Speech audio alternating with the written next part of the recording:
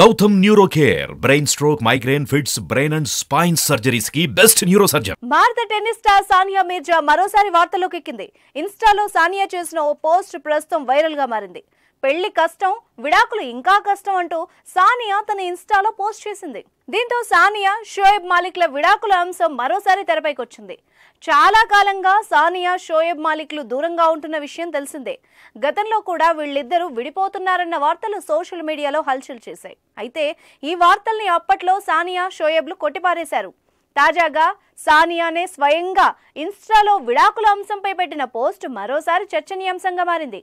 త్వరలోనే సానియా, షోయబ్లు విడిపోతున్నారన్న వార్తలు గుప్పుమంటున్నాయి. సానియా ఇన్స్టాలో చేసిన వ్యాఖ్యలు ప్రస్తుతం హాట్ టాపిక్ గా మారాయి. ఆమె ఏమని పోస్ట్ చేసిందో ఒకసారి చూద్దాం. పెళ్లి కష్టం, విడాకులు కూడా కష్టమే. మీరు కఠినంగా ఉంది ఎంచుకోండి. లావుగా ఉండడం కష్టం, ఫిట్ గా ఉండడం కూడా కష్టమే. అప్పు ఉండడం కష్టం, ఆర్థిక క్రమశిక్షణ పాటించడము కష్టమే. మీరు కఠినంగా ఉంది ఎంచుకోండి. ఇతరులతో కలిసిమెలిసి మాట్లాడడం కష్టం.